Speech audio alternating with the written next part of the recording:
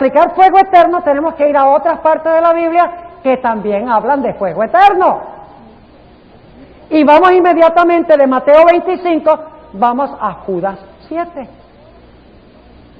Y descubrimos que en Judas 7 dice que Sodoma y Gomorra fueron destruidas con fuego eterno. Ahora, ¿se están quemando Sodoma y Gomorra hoy? No. Según de Pedro 2:6 dice que fueron reducidas ¿a qué? A cenizas. ¿Cuántos de ustedes pueden quemar cenizas? ¿Cuántos pueden prenderle fuego a las cenizas? A ver. Las cenizas no se queman. No hay nada más que consumir.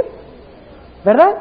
Ahora, si Sodoma y Gomorra fueron reducidas a cenizas y fueron quemadas con fuego eterno, debe haber una definición diferente de lo que es fuego eterno. ¿Correcto? Ahora, ¿qué es eso de fuego eterno? Es muy sencillo entenderlo.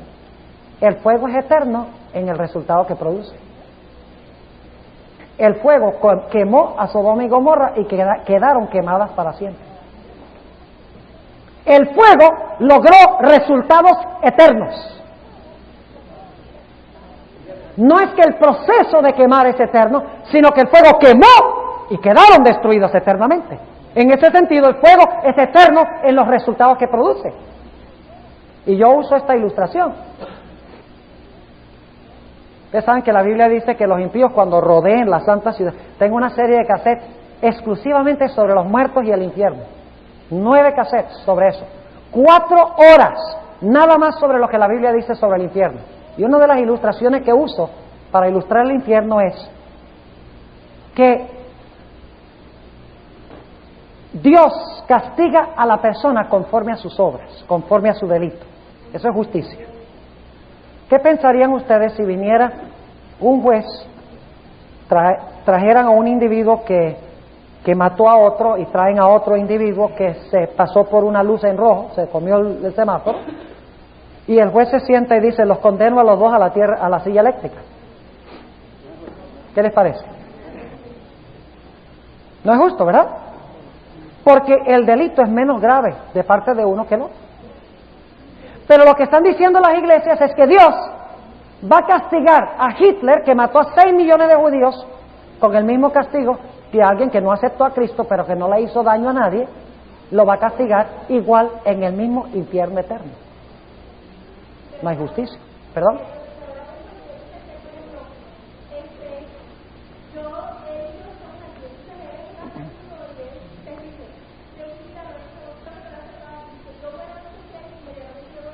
Exacto. Tú te quemaste 10 años más. Exactamente. Eso es correcto. Es decir, que el diablo, como el diablo no está en el infierno hoy, entonces los que se murieron en el tiempo de Adán han estado quemándose 5,000 años más que el diablo. ¿Correcto? Ahora vamos a reconocer estas manos en un momento, pero déjenme mencionarles esto. La Biblia dice que el infierno, cuando los impíos rodeen la santa ciudad, escuchen este argumento, los impíos van a rodear la santa ciudad en la tierra, dice, subieron por la superficie de la tierra y descendió fuego del cielo cuando estaba en la tierra y los consumió. ¿Saben ustedes cómo sabemos que ese fuego no es eterno? Si fuera eterno, Dios no podría hacer una tierra nueva. ¿Están entendiendo lo que estoy diciendo? Porque si los impíos rodearon toda la tierra y Dios manda fuego y los quema sobre la tierra y se queman para siempre, Dios nunca podría hacer una tierra nueva. Tienen que apagarse para que Dios pueda renovar la tierra. Exactamente. Y hay muchas otras cosas, muchas ilustraciones. Por ejemplo, cuando yo digo, si tengo un animal, y esto es solo una ilustración, porque yo quiero mucho a los animales, la creación de Dios, pero si yo tengo una huerta, y entonces está llegando un conejo, y el conejo me está comiendo la lechuga, yo saco una escopeta y digo, yo voy a matar a ese conejo para siempre. Significa que voy a estar por la eternidad. Pum, pum, pum, pum, pum, pum. ¿Ah? No, ¿qué significa? Lo voy a matar y va a quedar muerto para siempre. Ese es el fuego eterno. El fuego consume a los impíos y quedan consumidos para siempre. Sencillo, ¿verdad? Pero tenemos que dejar que la Biblia se explique a sí misma. Bien, hermana, y después acá. ¿Claro? ¿Y el castigo es eterno, sí o no? La Biblia habla de castigo eterno. ¿El castigo es eterno, sí o no? ¿En qué sentido es eterno? de que la gente muere y queda eternamente castigada, porque nunca tendrán más la vida. El castigo es eterno.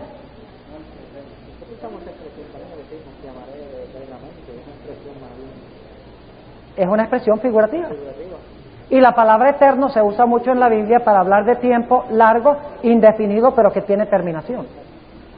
¿Ok? Ahora, teníamos otra mano levantada por aquí. Sí, hermano.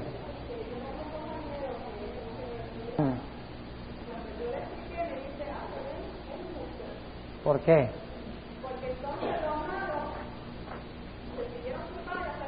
Ajá.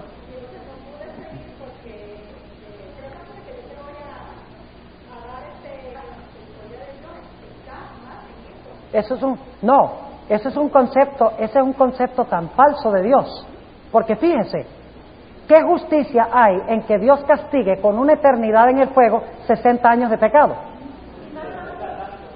Eso es satánico. O sea,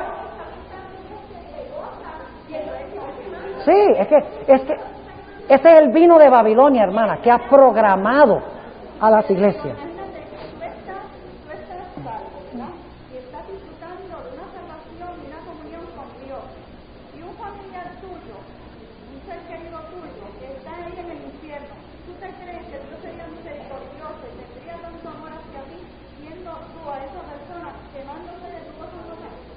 Sí, y sin embargo hay algunos pastores que dicen que el excesivo tormento y sufrimiento de los impíos va a ser el gozo del cielo aún mayor.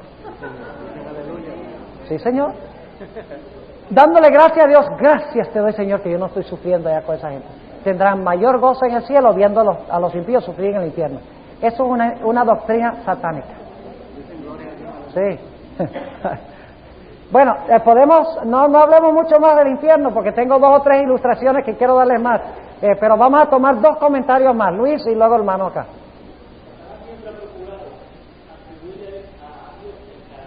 Correcto. Y ese es el carácter de él. Da la impresión de que Dios es sanguinario, de que Dios es un tirano, vengativo, que quiere vengarse del hombre. Y al menos que se vengue por la eternidad, entonces Dios no es justo. Pero más bien, en el hecho de decir que Dios se venga por la eternidad, demuestra que es injusto. Al contrario. ¿Quién era que te...?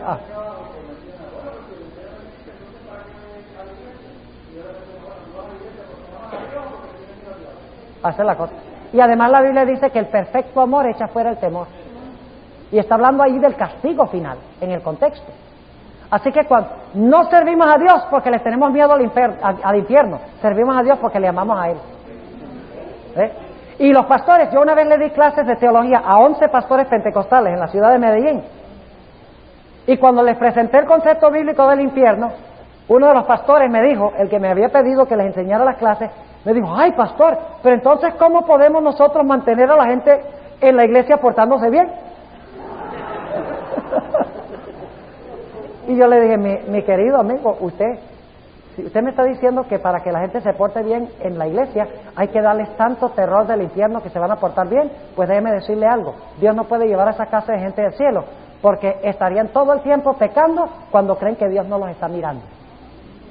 Porque el temor nunca logra un cambio de comportamiento permanente. Y eso lo menciona también en los cassettes. Yo recuerdo en Colombia, en Medellín, tenía una norma muy estricta en cuanto a la longitud del pelo. Y ahora nos desviamos de todo lo de sola escritura que estamos estudiando. Pero había una norma de que el pelo debía estar corto. Y si no se dejaban el pelo corto, les ponían amonestaciones. 10 amonestaciones para la casa. De todos los muchachos con su pelito cortico, por temor a las amonestaciones.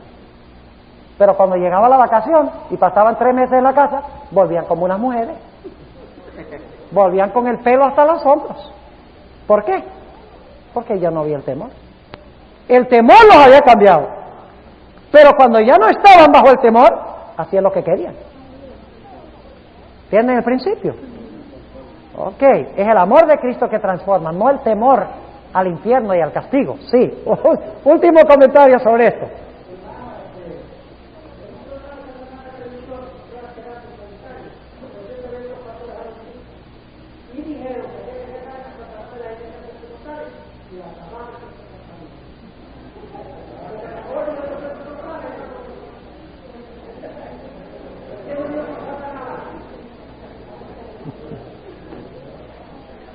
Si usted, mire, yo les voy a decir algo, hermanos. Voy a usar este momento para hacer un corte comercial. Yo traje varias series de cassette. Puede ser que algunos estén interesados en alguna serie de cassette. Como les mencioné, tengo una de tipología. Tengo una serie de 9 sobre el espíritu de profecía, que está siendo muy atacado hoy en día. Evidencias de por qué el espíritu de profecía podemos confiar absolutamente en lo que dice la sierva de Dios. Tengo una serie sobre los muertos y el infierno, completamente sobre ese tema. Tengo una serie sobre profecías, en el sentido de que trato sobre la ley dominical, el cierre de gracia, el tiempo de angustia, las plagas, la segunda venida, el milenio, y entonces la tierra nueva después del milenio. Pero la serie más trascendental y de más importancia ahora en la iglesia es la que acabé de presentar en Cleveland, Texas. Porque allí hablé sobre la adoración, sobre celebración o el título de la semana de oración era celebración o adoración. Y ahí presento los principios que distinguen verdadera adoración de falsa adoración. Se está tratando de meter en la iglesia adventista un neopentecostalismo. Y nosotros tenemos que estar seguros dónde estamos parados, o si no, este asunto nos va a arrastrar a nosotros. Y cuando seamos arrastrados nos vamos a dar cuenta demasiado tarde, nos vamos a despertar demasiado tarde. Así que, perdón hermana. No, ya dije, está entrando a la iglesia adventista. Sí, este movimiento y necesitamos... ¿Saben cuál es el único problema? Atacando esto no se resuelve el problema. Nosotros hemos caído en el error de que atacando el error va a relucir la verdad. No es así. Yo no derroto las tinieblas peleando contra las tinieblas, ni hablando contra, ¡ay, qué oscuro está aquí! ¡Qué tinieblas tan terribles! Las tinieblas son malas. La mejor manera de derrotar las tinieblas es prendiendo la luz. Y hemos dicho, esa celebración, iglesia de celebración en California, iglesia de celebración en Oregón, mire cómo anda la iglesia, mire esto, lo otro. Pero no tenemos los principios bíblicos para distinguir nosotros mismos qué es verdad y qué es error. Yo creo que es tiempo de que nosotros dejemos tanto de atacar el error y que vayamos a la Biblia para ver cuáles son los principios para que nosotros mismos podamos distinguir. Y por eso en esa serie yo no hablé en contra de iglesias, ni hablé en contra de pastores, ni nada. Sencillamente fui por la Biblia y mostré lo que la Biblia habla sobre el asunto, para que cada uno pueda decidir él o ella misma. Pues yo no puedo decidir por ustedes. Yo lo único que puedo hacer es darles principios bíblicos y dejar que ustedes escojan. Y de nada me sirve criticar. La crítica nunca resuelve un problema. ¿De acuerdo con eso? Empeora las cosas. ¿Podemos hablar de otra cosa que no sea eso ahora?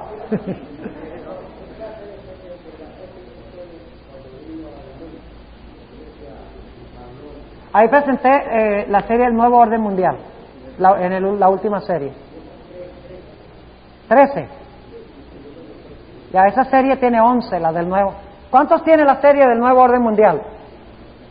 De casi ninguno tiene. Ahí hablo de esa es otra serie que tengo, de ese libro de Malaquías Martin. El libro Las llaves de esta sangre, y también sobre Daniel 2, los pies de la imagen, que casi no estudiamos, el hierro y el barro y eso. Hay mucho más ahí que lo que hemos visto, y está también en esa serie. Así que tengo una serie nuevecita también sobre el santuario, 13 tapes, pero no es lo mismo que han oído en cuanto al santuario, se los aseguro. Es una perspectiva completamente distinta, y si no es distinta, entonces me pueden devolver los tapes. Así de seguro es que estoy. ¿Perdón?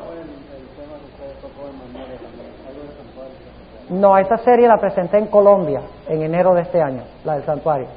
Eso en Bayamón yo presenté la serie del Nuevo Orden Mundial, y la primera serie fue sobre el remanente del Cordero.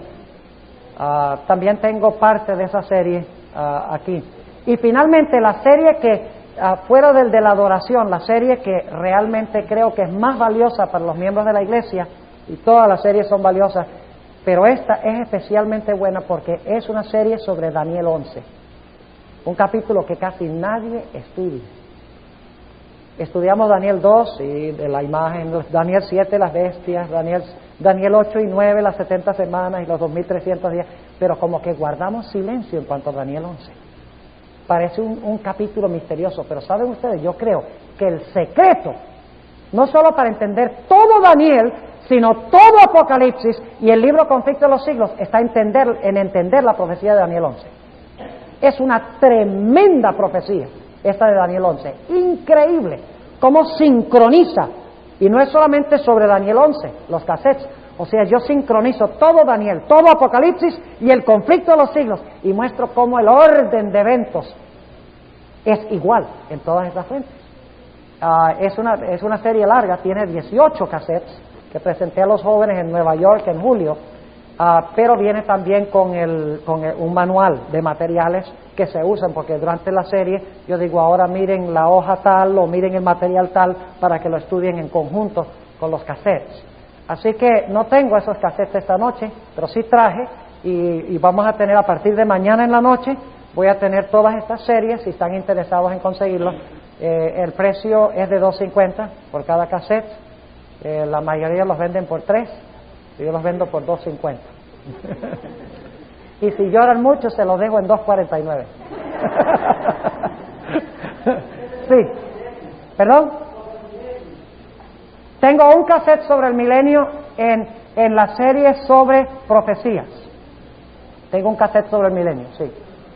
Y también en el material, en la serie de Daniel 11 tengo también un material de 9 páginas sobre el milenio que va con el cassette sobre el milenio.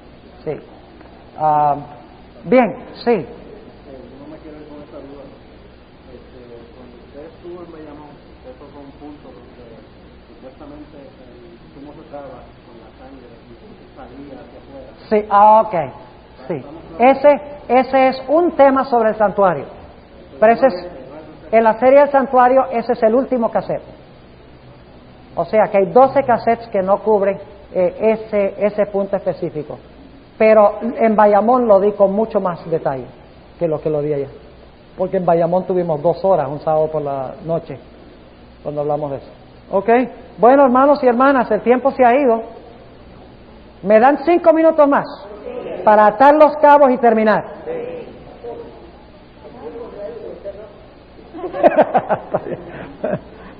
Oh, bueno, tienen buenos hermanos aquí en Caguas, como que voy a volver algún día. Dios mediante. Ok, ahora miremos, ¿entiende lo que es cuando decimos que la Biblia es su propio intérprete? Ahora, déjenme darles otro secreto. No solamente la concordancia les va a ayudar a compaginar la Biblia, sino que también las referencias marginales. ¿Cuántos usan las referencias marginales de la Biblia? Los mares. Gloria al Señor. Esta es la iglesia que más manos se han levantado cuando yo hago esta pregunta. ¿Por qué creen ustedes que pusieron esas referencias en el margen central? ¿De adorno? Es una concordancia prácticamente. Claro que sí. Hay que aprender a usar las referencias marginales. Ahora, déjenme darles un par de ejemplos. Hay muchos que podría dar, pero déjenme darles un par de ejemplos. Vamos a Apocalipsis 7:9. Apocalipsis, el capítulo 7 y el versículo 9. Nada más para ilustrarles el punto. Apocalipsis 7 y el versículo 9.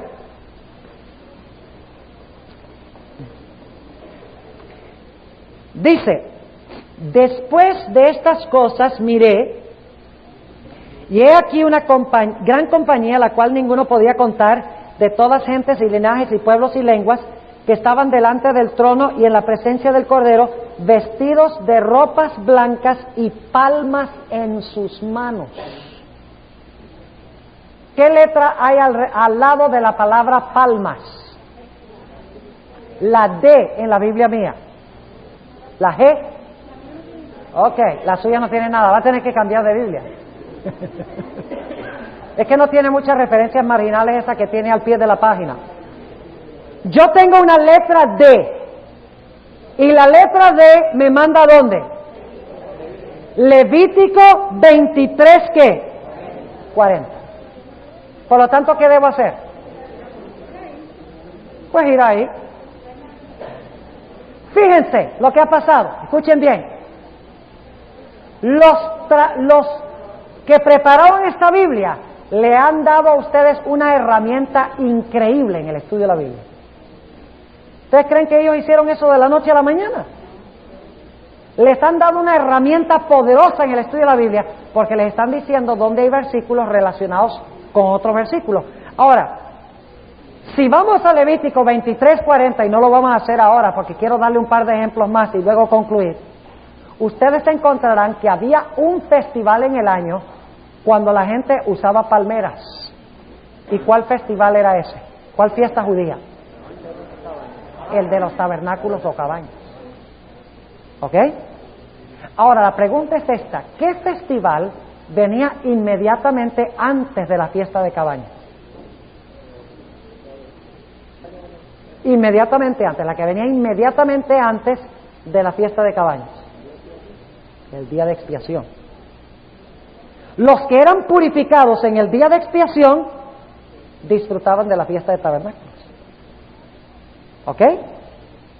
Ahora entonces, escuchen bien, no pierdan esto.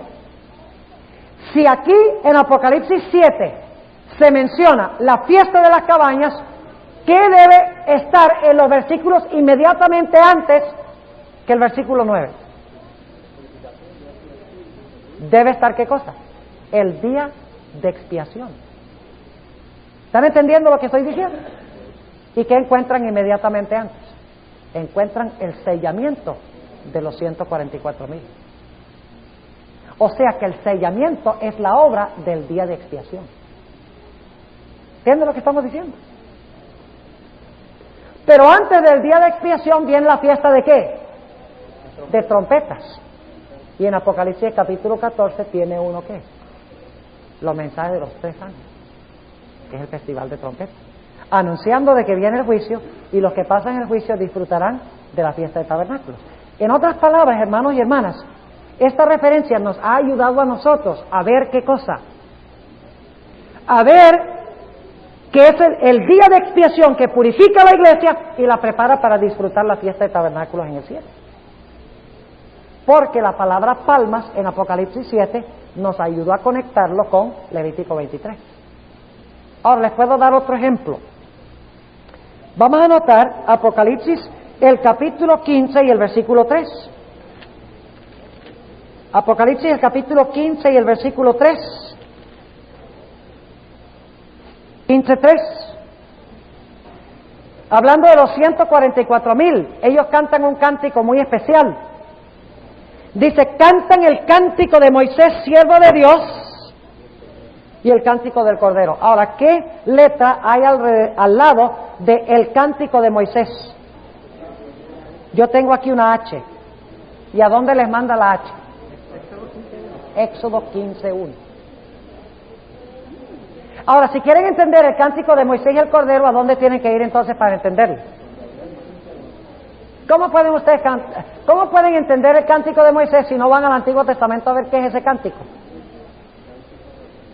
Y ahora nuevamente, fíjense, encontrarán que hay una serie de eventos relacionados con el cántico de Moisés.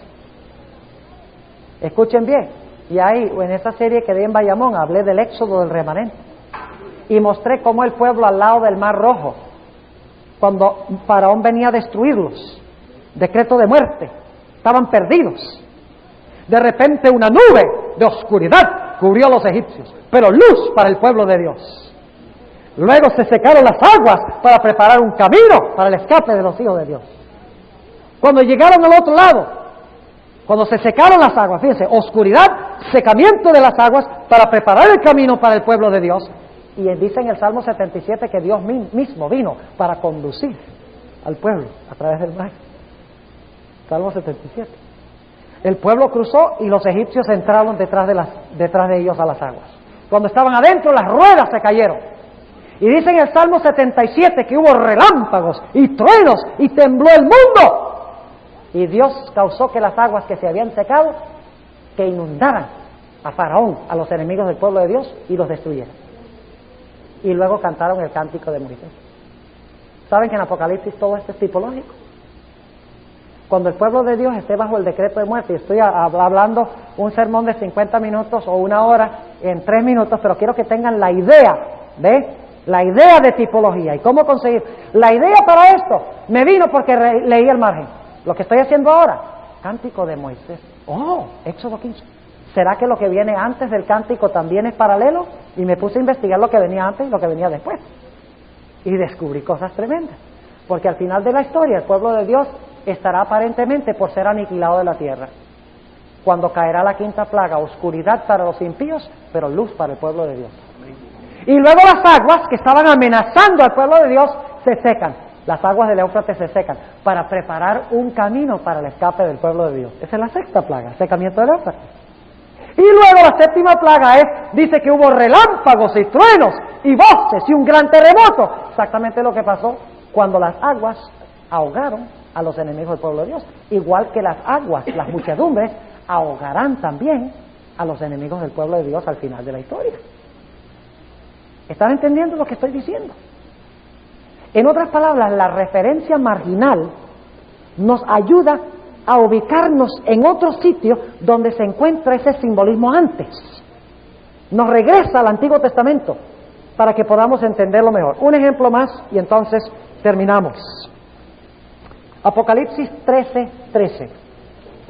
Apocalipsis 13:13. ¿Son difíciles de entender estos principios? Lo difícil es aplicarlos.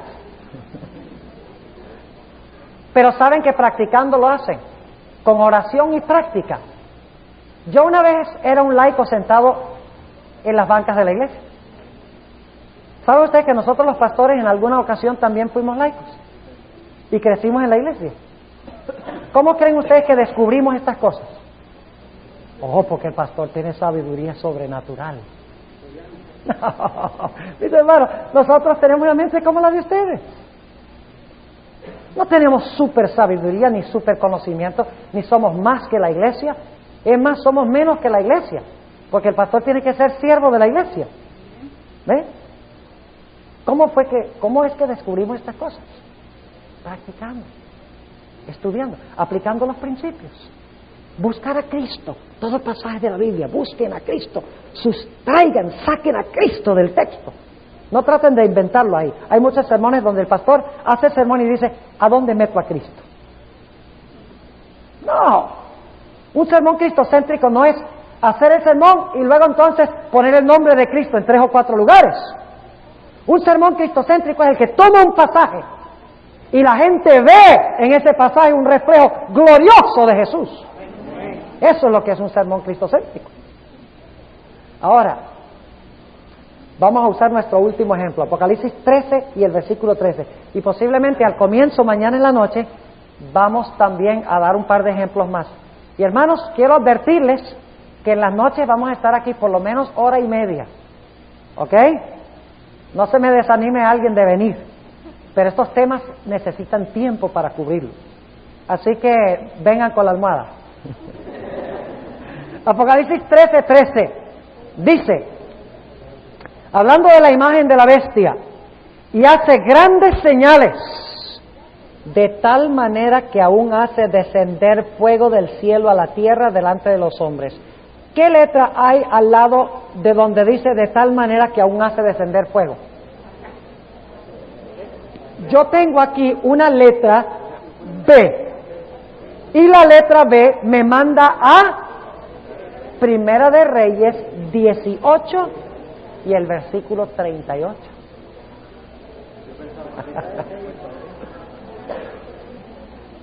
¿Qué les parece? ¿Qué experiencia se relata en Primera de Reyes 18:38? La experiencia de cuando Elías hizo descender fuego del cielo delante de los hombres. ¿Y qué pasó cuando descendió fuego del cielo? Oh, el pueblo dijo, Jehová, Él es Dios, Jehová, Él es Dios. O sea que el fuego convenció al pueblo de que el mensaje de Elías era el mensaje de ¿quién? De Dios. Ahora escuchen cuidadosamente lo que les voy a decir. Entonces en Apocalipsis 13 tenemos un falso ¿qué? ¿Un falso quién? Sí, un falso fuego. Pero ¿quién hizo descender fuego en el Antiguo Testamento?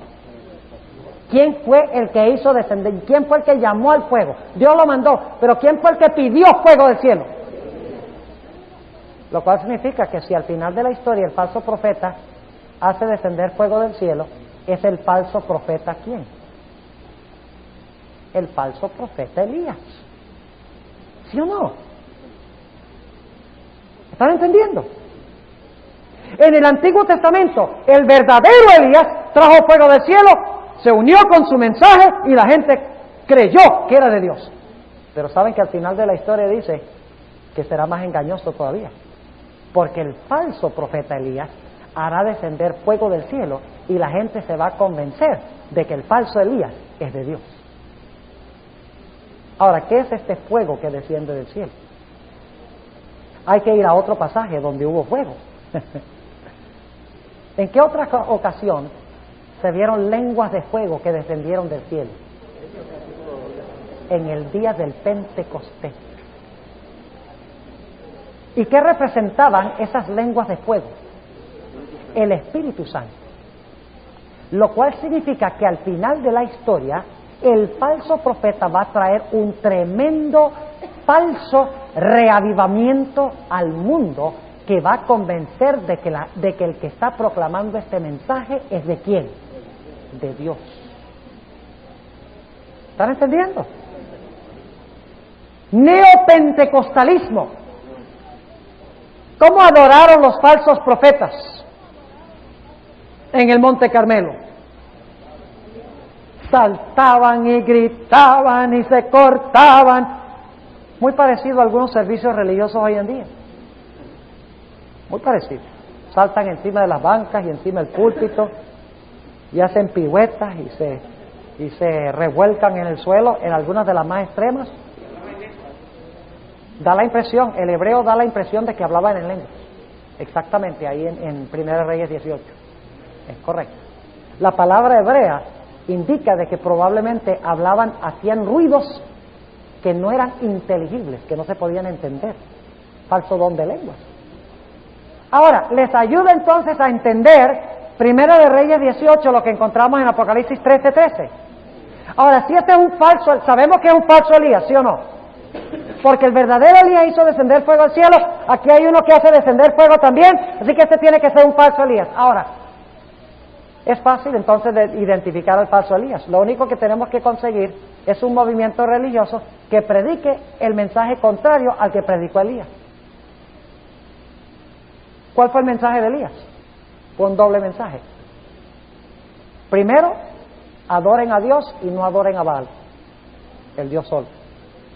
Y segundo, guarda los mandamientos de Dios. Eso lo dice 1 Reyes, el capítulo 18 y el versículo 17 y 18. Dice, tú y la casa de tu padre son los que han apostatado de Dios, porque adoran a Baal y quebrantan los mandamientos de Dios. Ese es el mensaje de Elías. Lo cual significa que sabemos que al final de la historia, el falso Elías va a decir, adora a uno que no es Dios, la bestia.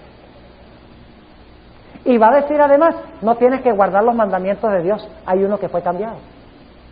Adora nada más en el día del sol. ¿Ustedes quieren saber si están en el lado correcto o equivocado al final de la historia? Es facilito saber si ustedes están con Dios o no. Si ustedes son los perseguidores, están con el diablo. Si son perseguidos, están con Dios. Qué sencillo. Porque Elías fue perseguido, pero aquí el falso profeta persigue. Así que si ustedes están entre los perseguidos, saben que están en buen camino. Si están entre los perseguidores, arrepiéntanse y únanse al movimiento de Elías. Bueno, hermanos y hermanas, gracias por haber estado aquí tanto tiempo, por su paciencia en quedarse. Rieguen la palabra para que tengamos este lugar lleno mañana en la noche, ¿ok? Traigan también a los no adventistas. También les puede ayudar para entender cómo investigar la Biblia. Y tenemos todavía cosas emocionantes que estudiar, tremendas cosas que estudiar. Y cuando termine esta semana, yo espero que la Biblia signifique mucho más para ustedes. Que digan, oye, la Biblia sí es tremenda, tiene cosas que yo nunca había visto. Voy a meterme y voy a estudiarla, voy a investigarla, le voy a sacar gusto a la Biblia. ¿No es más emocionante esto que ver televisión? ¿Ah? Televisión se sientan a ver una película 2 horas y media, cuando terminó la película, la pueden contar en 3 minutos. Pero cuando estudiamos la Biblia, nos toma mucho esfuerzo y cuando terminamos no podemos jamás transmitirlo todo en el tiempo que tenemos. Último comentario y luego tenemos la oración. La ayuda que da en la referencia bíblica, pero que no es una concordancia completa, esto es una ayuda. Sí. Por cierto, cuando encontramos referencias que pueden cuadrar, pero también encontramos referencias que son contrarias. Por ejemplo, ahí son 10, que tiene la electricidad es del día del Señor, cuando usted va a el domingo. Hace referencia no al sábado, sino al domingo. Así pues, hay otros detallitos que ayudan, pero tampoco podemos depender de esta referencia, porque hay que referencia al amor de un versículo o dos. Pero necesitamos una concordancia más completa para que podamos corregir cualquier referencia que no. O sea, no podemos ser esclavos de las referencias porque no todas las referencias tienen una conexión en realidad con el texto original. Pero yo quiero decirles, yo he examinado la mayoría de las referencias marginales de toda la Biblia y he llegado a la conclusión que por lo menos en un 99% de los casos las referencias marginales nos llevan al contexto correcto, la vasta mayoría. Pero aún si no fuera así, hermano, necesitamos una concordancia completa de la Biblia para buscar todo lo que la Biblia dice sobre determinado tema. Si ustedes quieren saber qué enseña la Biblia en cuanto al sábado, van a una concordancia y buscan todas las referencias al sábado. Cuando termine ese estudio sabrá mucho más que sabían antes. Ahora yo quiero preguntarles para concluir antes de tener la oración, ¿hay alguien aquí que estaría interesado en conseguir una serie de cassettes en noches subsiguientes? Me gustaría ver la mano si hay algunos que están interesados en conseguir alguna serie. Ok, entonces yo he traído varias, probablemente más de lo que voy a necesitar, aunque posiblemente no, porque si tenemos la sesión el próximo sábado por la tarde, se van a reunir del este, hermanos de todas partes, y luego tengo que dar lo mismo en el oeste, de este domingo en 8. Así que durante esta semana aprovechen a conseguir lo que puedan, porque lo que no se consigue aquí, este próximo sábado en la tarde y el domingo en Mayagüez se van a ir, y me gustaría que quedaran con este material. ¿Bien? ¿Perdón? No este domingo, sino el siguiente. Sí. Bien, vamos a colocarnos de pie y vamos a cantar un himno. ¿Qué quieren cantar?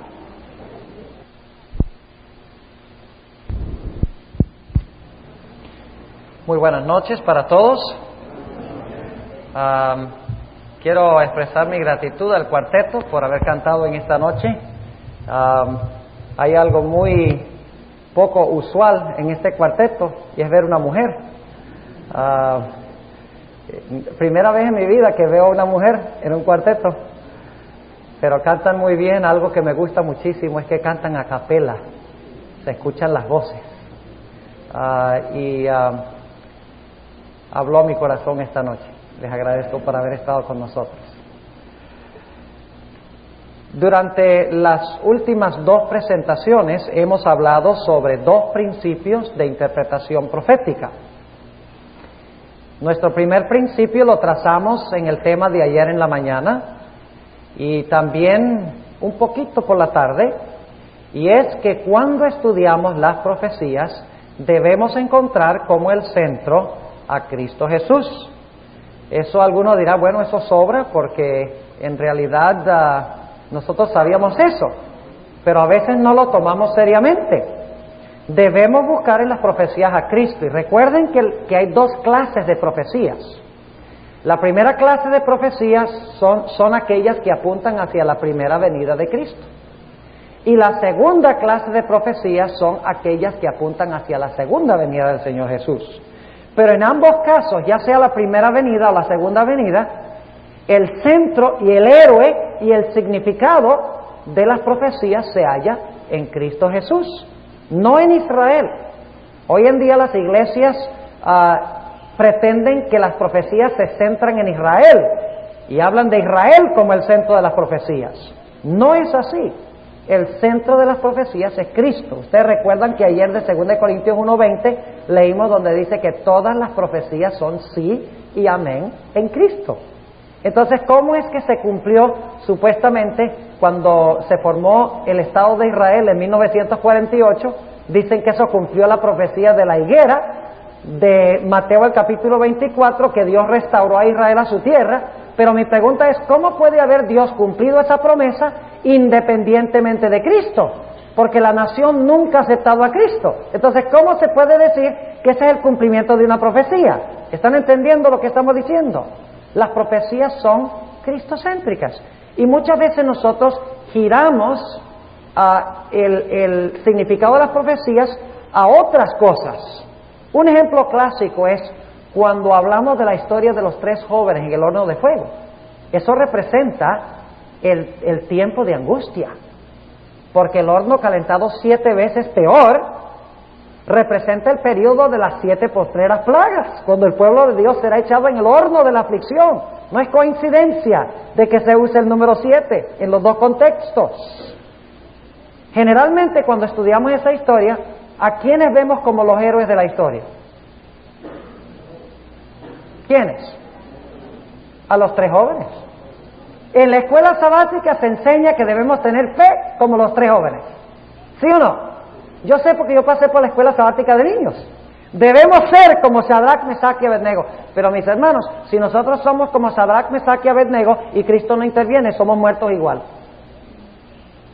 El héroe, el libertador, el que libra a su pueblo del tiempo de angustia, es Cristo. Y tenemos que saber eso, tenemos que reconocer eso. Porque el héroe es Jesús. Y podría presentarle muchas otras profecías donde el héroe es Cristo. La historia de Esther. Generalmente cuando hablamos de la historia de Esther, enfatizamos que ella fue una gran mujer. Claro que fue una gran mujer. Pero el fin de la historia de Esther no es Esther. A veces decimos Mardoqueo era un gran hombre. No adoró cuando Amán exigía que se le adorara. Pero fíjense que Mardoqueo, sin Esther, ¿estaba qué? Liquidado, muerto, exactamente. ¿Quién es la heroína de la historia? Esther. Pero Esther es un símbolo ¿de quién? ¿Quién es el que libra a su pueblo de la triple alianza al final de la historia? Cristo. Mis hermanos y mis hermanas, el centro de las profecías es Cristo. Él es el héroe. En su primera venida nos liberta de un enemigo espiritual, que es el pecado. En su segunda venida nos liberta de nuestros enemigos literales, que quieren quitarnos la vida literal. Eso es un principio que vamos a estudiar más adelante en la semana, que las cosas relacionadas con la primera venida han de entenderse espiritualmente, hasta el tiempo del cierre de gracia. Y cuando se cierra la puerta de la gracia, ya nuevamente las profecías tienen una aplicación literal. Es un principio tremendo para entender las profecías. Yo no sé si alguna vez le han hecho a ustedes una pregunta. Nosotros los adventistas tomamos las 70 semanas como simbólicas, ¿sí o no? No son semanas literales, simbolizan años, ¿verdad? Los 1260 días los tomamos como ¿qué? Como años, ¿sí o no? Los 42 meses los tomamos como ¿qué? Como años. Y los 3 días y medio de Apocalipsis 11 de la Revolución Francesa los tomamos también como 3 años y medio de la Revolución Francesa. Pero ahora viene la pregunta del millón.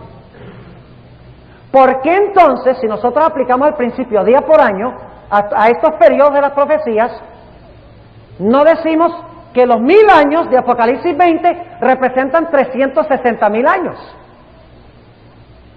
Aplicando el mismo principio día por año. ¿Por qué tomamos los 1000 años como literales y tomamos los otros periodos de tiempo como simbólicos? ¿Cómo contestarían ustedes si alguien les hiciera una pregunta tal? Sería un poquito difícil responder.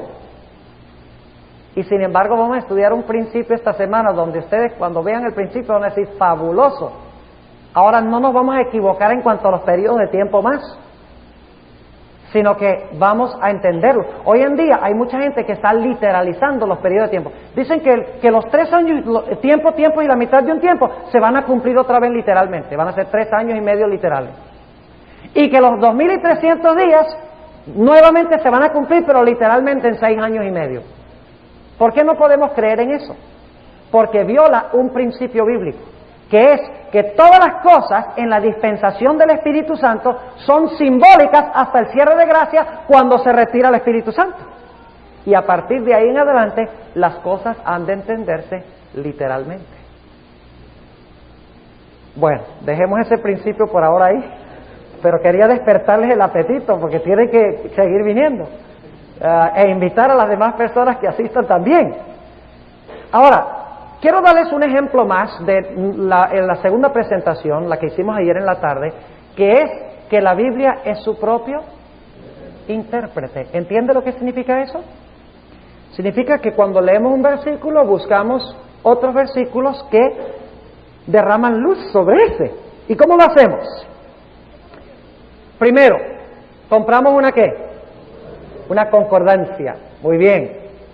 En esa serie de Daniel 11 que está en los cassettes, van a escuchar eso por lo menos yo creo como 60 o 70 veces que le dije a los jóvenes de Nueva York, cómprense una concordancia. Porque la concordancia les va a explicar todas las palabras que están en un versículo, pueden buscarlas en el resto de la Biblia para complementar el significado en el versículo que ustedes están leyendo. ¿Cuál es la segunda fuente que podemos usar para estudiar un versículo a la luz de todo el resto de la Biblia? Las referencias marginales. Muy bien, las referencias en los márgenes. Y esta noche les voy a mostrar un poquito más ese principio. ¿No creen? Vamos a mencionar eso en unos momentos. La llave de David que abre y nadie cierra y que cierra y nadie abre. Inmediatamente van a decir, yo he leído eso en alguna otra parte. ¿Dónde? Oh, en Isaías el capítulo 22 y el versículo 22. Así que es muy importante que estemos empapados con la Biblia, que la estudiemos detenidamente. Ahora, yo quiero darles un ejemplo más del principio sola escritura, del principio de que la Biblia es su propio intérprete, y luego vamos a pasar a hablar de cómo todos los libros se encuentran y terminan en el libro de Apocalipsis. Y les voy a enseñar cómo usar el libro de Apocalipsis en esta noche. Vamos a buscar en nuestras Biblias el libro de Isaías, el capítulo 4. Isaías el capítulo 4, un versículo muy interesante que se ha prestado para muchas interpretaciones erróneas. Isaías 4 y el versículo 1. A algunos hombres les gustaría que esto fuera literal. Pero la Biblia dice que para cada hombre una mujer, no 7. No está hablando literalmente. Esto es un pasaje simbólico. Vamos a leerlo. Dice en el versículo 1. Y echarán mano de un hombre 7 mujeres en aquel tiempo diciendo, nosotras comeremos de nuestro pan y nos vestiremos de nuestras ropas, solamente sea llamado tu nombre sobre nosotras, quita nuestro oprobio. Ahora, ¿qué quiere decir este versículo? Obviamente yo no puedo tomar media hora para leer todos los versículos, se los voy a mencionar para que ustedes vean cómo estudiamos un versículo a la luz de toda la Biblia. Eso es lo que quiero ilustrar ahora. Tenemos que tomar cada palabra clave del versículo y buscarlo en la concordancia. Vamos a buscar, en primer lugar, dice que echarán mano de un hombre 7 mujeres. Empecemos con el número 7. ¿Qué representa en la Biblia el número 7? Representa totalidad, plenitud y por ende perfección. Ahora, obviamente las 7 postreras plagas no significa perfección, aunque sí son las perfectas plagas de Dios. Pero en realidad, Apocalipsis dice que en las 7 postreras plagas se consuma la ira de Dios. Es decir, se derrama en su totalidad la ira de Dios. No podríamos decir que las 7 iglesias representan la iglesia perfecta, porque tiene muchos defectos. El número 7 indica que se está abarcando la historia de la totalidad de la iglesia, desde los días de Cristo hasta la venida del Señor. Totalidad, plenitud. Ahora, hay muchas referencias que podíamos mencionar en cuanto a esto. Se marcharon 7 veces, se marchó 7 veces alrededor de Jericó. El 7º día se marcharon 7 veces. Y entonces la ciudad quedó completamente destruida. Número 7.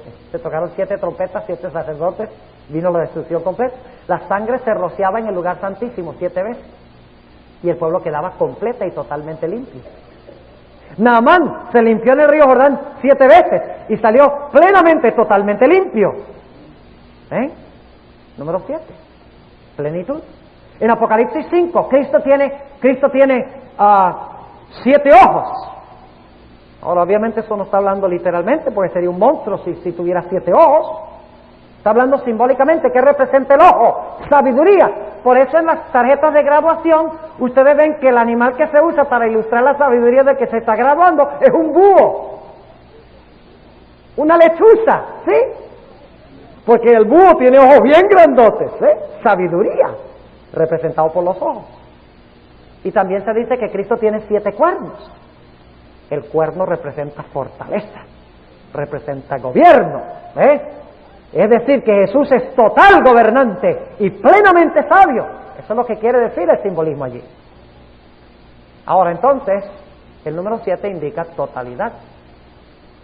¿Qué representa una mujer en la Biblia? La iglesia. En este caso serían todas las iglesias, porque está en plural. Pero ahora yo quiero preguntar, ¿estas iglesias que se mencionan aquí son buenas o son malas? Les voy a enseñar un principio, ya ustedes lo saben, pero lo vamos a repasar. Cada versículo hay que estudiarlo en su contexto. Lo que viene antes y lo que viene después hay que leerlo. Porque si se quedan solo en Isaías 4:1, ustedes no saben si son mujeres buenas o si son mujeres malas. ¡Ojo! Pero si leen los últimos versículos del capítulo 3, saben qué clase de mujer son. El contexto. Hay que estudiar un texto no solamente a la luz de toda la Biblia, sino hay que leer lo que viene antes y lo que viene después en su contexto. ¿Entienden lo que estoy diciendo? Porque eso puede esclarecer lo que significa el versículo. Entonces, en Isaías capítulo 3, yo creo que no hay ninguna duda qué clase de mujeres son estas. La misma descripción de la ramera de Apocalipsis 17 es la que tenemos aquí, con algunos detalles añadidos. Dice en el versículo 16, asimismo dice Jehová, por cuanto las hijas de Sión se ensoberbecen y andan cuellierguidas y los ojos descompuestos, es decir, los ojos pintados. O sea que cuando uno se pinta los ojos los tiene descompuestos. Cuando andan van danzando y haciendo son con los pies. Por tanto pelará el Señor la mollera de las hijas de Sión y Jehová descubrirá sus vergüenzas. En Apocalipsis 17 la ramera dice que se descubrirá la vergüenza de su desnudez. Entonces hay que estudiar qué profecía junto con esta. Apocalipsis 17. Y van a encontrar en el margen, en Apocalipsis 17, Isaías 3. Fíjense. Sigue diciendo en el versículo 18, díganme ustedes si estas mujeres no se visten bien lujosamente. Dice en el versículo 17, por tanto pelará el Señor la mollera de las hijas de Sión y Jehová descubrirá sus vergüenzas. Aquel día quitará el Señor el atavío de los calzados, las redecillas, las lunetas, los collares, los joyeles y los brazaletes, las escofietas y los atavíos de piernas, los partidores del pelo, los pomitos de olor y los zarcillos, los anillos y los joyeles de las narices, las ropas de remuda, los mantoncillos, los velos y los alfileres, los espejos, los pañizuelos, las gasas y los tocados. Vaya mujeres vanidosas, Y luego dice, y será que en lugar de los perfumes aromáticos vendrá hediondez, y desgarrón en lugar de cinta, y calvez en lugar de la compostura del cabello, y en lugar de faja, ceñimiento de saco, y quemadura en vez de hermosura. Tus varones caerán a cuchillo, y tu fuerza en la guerra. Sus puertas se entristecerán y enlutarán, y ella, desamparada, sentarás en tierra. ¿Qué clase de mujeres son estas? ¿Buenas o malas? ¿Qué clase de iglesias entonces tenemos? Malas. Es decir, en aquel tiempo todas las iglesias, la totalidad de las iglesias van a decir algo. ¿Qué van a decir? Nosotras comeremos de nuestro pan. ¿Qué representa el pan en la Biblia? ¿Cómo descubrimos qué significa el pan en la Biblia? ¿Cómo creen ustedes que lo podemos descubrir? En una concordancia. Eso lo van a escuchar aquí como 70 veces también. Tal vez 70 veces 7. En una concordancia. ¿Qué palabra buscamos en la concordancia? Pan. Y van a encontrar centenares de referencias a pan. Y van a decir, no, eso es mucho leer, yo no hago eso. Ese es el problema con la Biblia. Entender la Biblia es fácil con los principios, pero es difícil porque toma tiempo y la gente no quiere tomar tiempo. Ahí está el problema. Ahora, yo les voy a mencionar que el pan representa la palabra de Dios. No solo de pan vivirá el hombre, sino de toda palabra que sale de la boca de Dios. E Isaías 55 habla de la palabra de Dios como el pan, como la lluvia que desciende del cielo, hace crecer el trigo para dar pan al que come. Así será mi palabra que sale de mi boca. Se compara la palabra de Dios con pan. Y encontramos también en 1 Corintios 5, el versículo 7 y 8, que el apóstol San Pablo habla del pan o de los ázimos de verdad, y la palabra es verdad. Ahora, estas mujeres abominables, todas las iglesias van a decir, nosotras comeremos nuestro pan, no la del hombre, sino la de ¿quién? La de ellos, la de ellas. Van a comer su propia ¿qué? Su propia palabra. Y luego dice, y nosotras vestiremos de nuestras ropas. ¿Qué representan las ropas en la Biblia? La justicia. ¿Pero estas mujeres tienen la justicia de Cristo? Claro que no. No leímos la ropa que tiene en el capítulo anterior.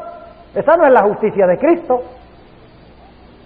Ellas están diciendo, nosotras comeremos nuestra propia palabra, nosotras tendremos nuestra propia justicia, pero queremos algo. ¿Qué quieren? Oh, solamente queremos tu apellido, solo queremos tu nombre. ¿Quién es el hombre de este versículo? Jesús. ¿Y cuál es el nombre de él? Cristo. Y los que pretenden seguirlo, ¿cómo se llaman? Cristianos. Ahora ven lo que significa el versículo. En los últimos días, todas las iglesias van a decir, nosotros queremos nuestra propia palabra, nosotros queremos nuestra propia justicia, no la de Cristo, pero queremos ser llamados cristianos. ¡Qué sencillo! ¿Fue sencillo la forma de estudiar ese versículo? Los pastores tienen alguna sabiduría que los demás no pueden tener. Ustedes también pueden comprar una concordancia. También pueden leer las referencias marginales. Nosotros los pastores no tenemos ninguna sabiduría sobrenatural enviada del cielo por derecho divino. Cada hermano de la iglesia puede descubrir el significado de la palabra de Dios por estudio propio, pero toma tiempo y toma esfuerzo. Ayer les mencionaba como la salvación. La salvación es fácil y es difícil. Es fácil porque lo único que tenemos que hacer es entregarnos completamente a Cristo. Es difícil porque no queremos entregarnos completamente. Y lo mismo el estudio de la Biblia. El estudio de la Biblia es fácil si lo hacemos, pero es difícil porque no lo queremos hacer. Entonces, ojalá que en esta semana, como resultado de estos temas, le consigamos sabor a la Biblia. Teniendo los principios, si le conseguimos sabor, decimos, oye, eso está más interesante que la televisión. Porque ¿cuánto esfuerzo toma ver televisión? Se sientan ahí delante de la pantalla por 2 horas y media con palomitas de maíz y comen y van viendo. Y cuando termina, ¿cuánto les quedó? ¿Cuánto ha mejorado su intelecto? Más o menos esta cantidad. 0. Pero si estudian la Biblia, la hermana White dice que el estudio de la Biblia amplía el intelecto. Inclusive dice que no hay nada para ampliar el intelecto más que memorizar pasajes de la Biblia.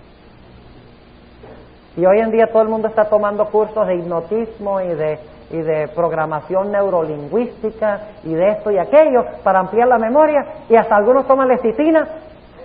Yo no digo que no puede ayudar, pero la hermana White si está correcto, y yo creo que sí, porque nunca he encontrado que haya fracasado en lo que dice. No dice que no es lecitina, ni programación neurolingüística, ni hipnotismo, ni ninguno de estos métodos psicológicos. El mejor método de ampliar su memoria y su cerebro es el estudio de la Biblia.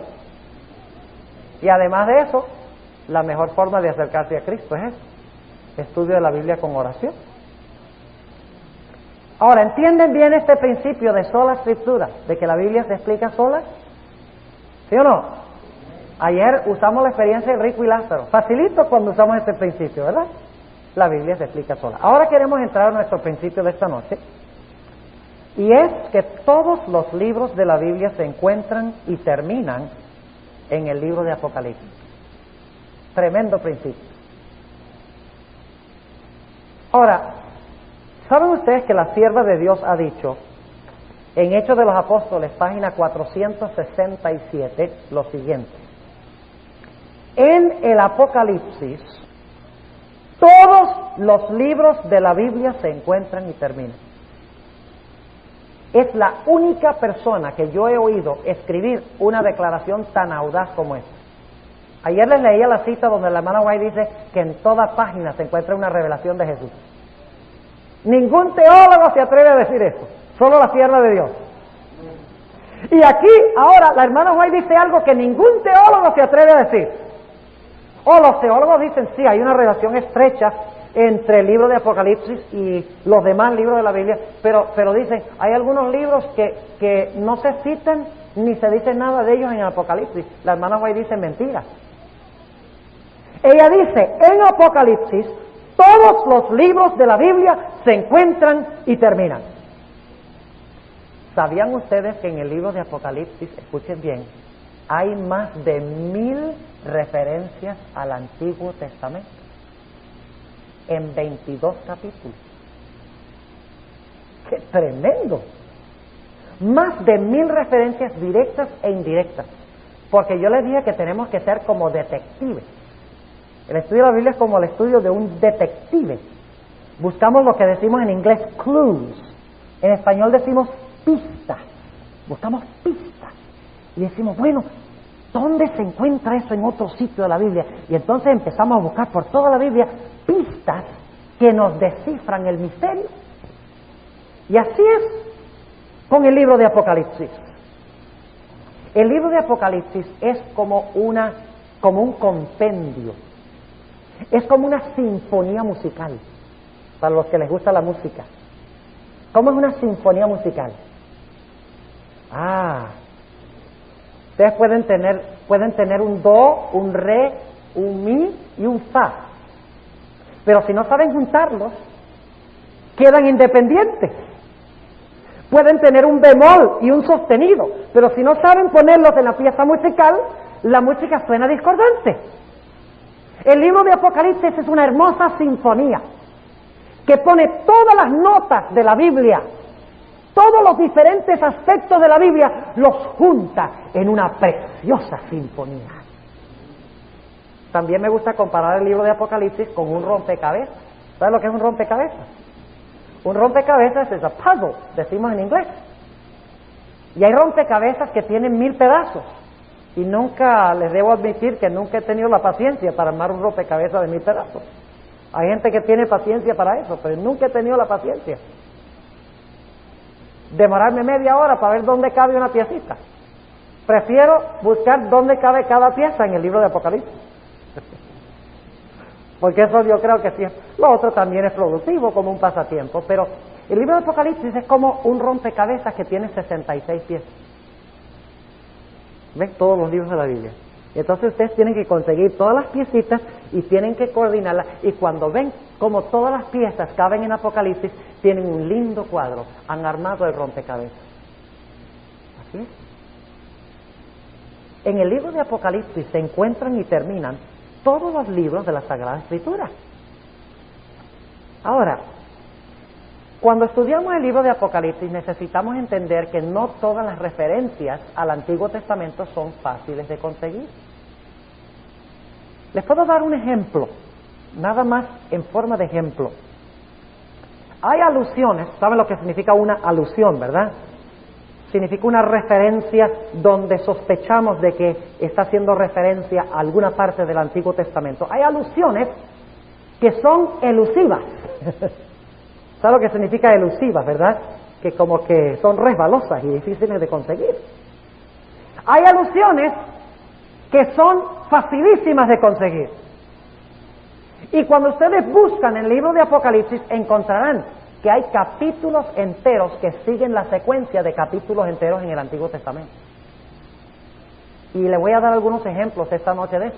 A veces solamente el paralelo es una palabra, a veces es una frase, a veces es un versículo y a veces es una secuencia temática de todo un contexto del Antiguo Testamento. No en las idénticas palabras, pero la idéntica secuencia de eventos y de temas.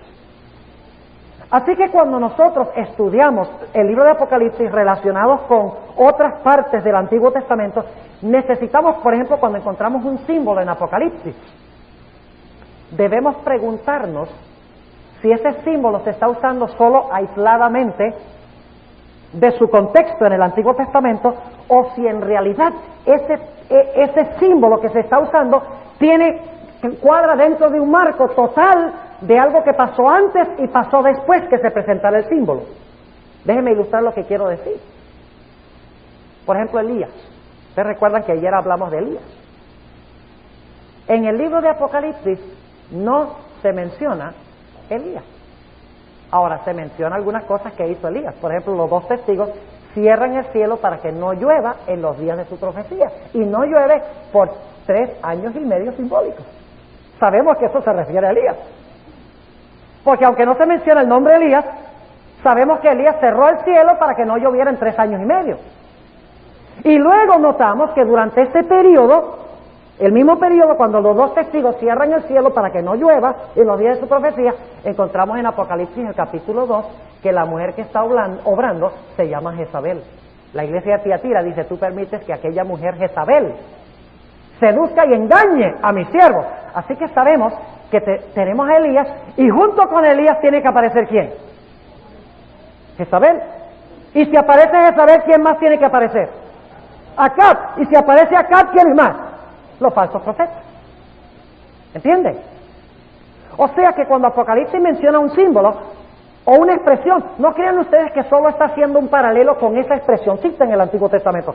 Muchas veces solo se da como un indicador de que Dios quiere que miremos todo un contexto del Antiguo Testamento donde se encuentra ese símbolo, y que toda la historia donde está ese símbolo se va a volver a cumplir en el futuro. ¿Entienden lo que estoy diciendo? Ayer ilustramos con el cántico de Moisés y del Cordero.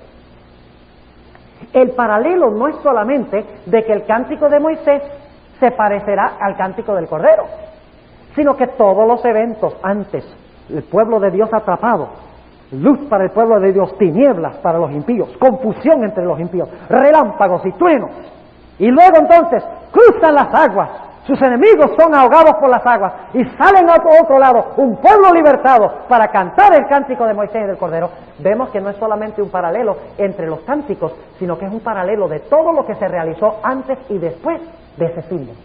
¿Cuántos entienden lo que estoy diciendo?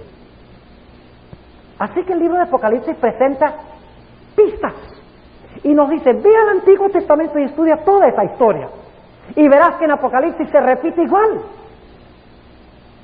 Obviamente el libro de Apocalipsis no podría darnos todo el contexto del Antiguo Testamento, porque en este caso no tendríamos un libro que es la Biblia, sino que tendríamos que tener una biblioteca. Así que Dios ha dicho: bueno, ¿para qué yo voy a darles todo? No, tienen que estudiar.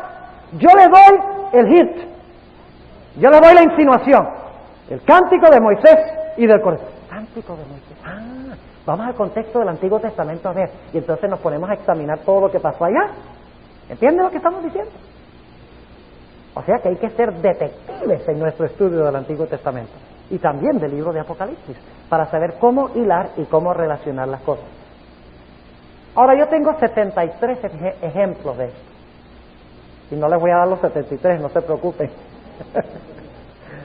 Pero les voy a ilustrar cómo tenemos paralelos de palabras, tenemos paralelos de frases y tenemos paralelos de contextos complejos. Tomemos, por ejemplo, un símbolo muy sencillo que encontramos en el libro de Apocalipsis, que es el símbolo del árbol. Vamos a buscar Apocalipsis el capítulo 7, nada más para darles un ejemplo de cómo hacerlo. De lo que estamos haciendo en esta semana tal vez no sea como predicar un sermón y entonces hacemos un llamado al final porque se inspiran todos con el sermón. Es más bien, nos hemos quitado el traje y ahora estamos en ropa de trabajo. ¿Ven? El propósito es que nosotros aprendamos a meternos en la Biblia y a estudiarla por nosotros mismos. Pues yo les puedo predicar 7 sermones y dentro de una semana no recuerdan casi nada de lo que les dije, porque así sucede. Pero si tienen los principios van a quedar para siempre y van a ustedes a poder estudiar por su propia cuenta después que yo me vaya de Caguas. Ese es el propósito. Yo quiero irme de Caguas y haber dejado algo que se quede aquí. Ahora noten lo que dice Apocalipsis, el capítulo 7 y el versículo 1. Y después de estas cosas, vi 4 ángeles que estaban sobre los 4 ángulos de la tierra. Ya vamos a volver a esto, porque todo Apocalipsis, el capítulo 7, los primeros 8 versículos, vienen de Ezequiel 9. El contexto total, ya se los voy a mostrar. Deteniendo los 4 vientos de la tierra, para que no soplase viento sobre la tierra, ni sobre la mar, ni sobre ningún árbol. ¿Ustedes creen que eso está hablando de los árboles literales? No, porque el libro de Apocalipsis está hablando ¿de qué? De símbolos. ¿Sí o no? O es que podemos decir, bueno, a veces el árbol en Apocalipsis es literal y a veces es simbólico. Ese es el problema en el cual caen muchas personas. Cuando hablan de los 144,000, dicen, los 144,000 es un número literal, pero las tribus de las cuales vienen son espirituales. Tenemos que tener principios de interpretación bíblica. Y si los aplicamos, tenemos que aplicarlos.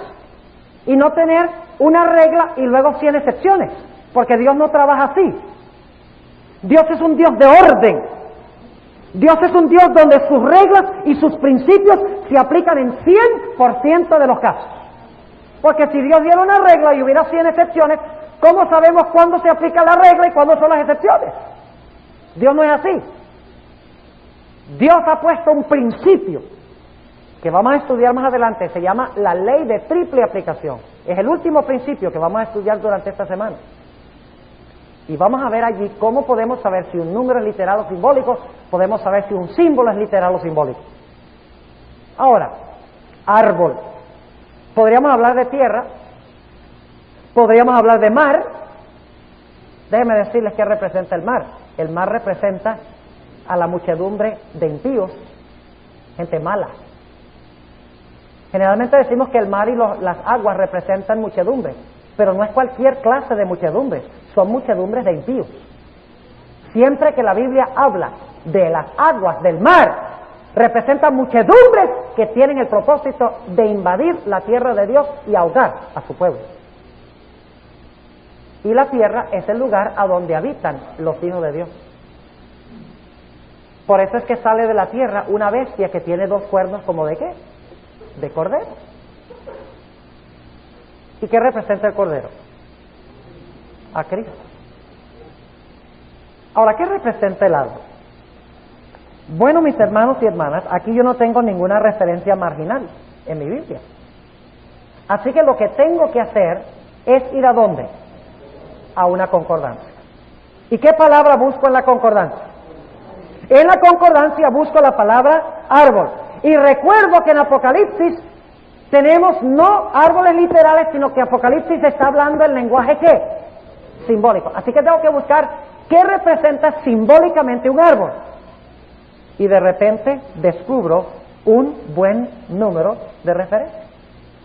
La primera de ellas se encuentra en el Salmo 1. ¿Han leído el Salmo 1? ¿Qué dice el Salmo 1? A ver, ustedes lo saben de memoria, ¿verdad? Salmo 1 y el versículo 3. Salmo el capítulo 1 y el versículo 3. En realidad los salmos no tienen capítulos. El Salmo 1 y el versículo 3 dice, y vamos a leer el versículo 1 para captar el contexto: bienaventurado el varón que no anduvo en consejo de malos, ni estuvo en camino de pecadores, ni en silla de escarnecedores se ha sentado. Antes, en la ley de Jehová será su delicia, o está su delicia, en la ley de Jehová. Y en su ley medita de día y de noche.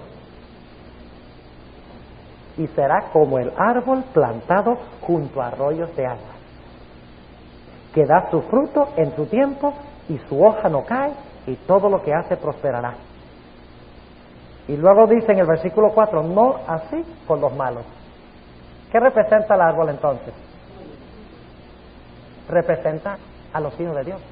Pero tenemos que reconocer un principio bíblico muy importante, y es que un símbolo puede ser líquido. ¿Qué quiero decir por un símbolo puede ser líquido? Quiere decir que puede significar diferentes cosas en diferentes contextos. Por ejemplo, el león representa a Cristo, pero también representa a Satanás, y también representa a Babilonia. Así que tenemos que examinar el contexto para saber. En Salmo 1 se indica claramente ¿qué representa el árbol, sí o no? Sí, el árbol representa ¿a quién? A los justos, porque luego dice, no así con los malos.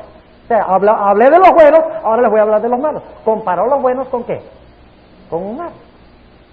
Ahora notemos también Jeremías, el capítulo 17, otra referencia interesante al árbol.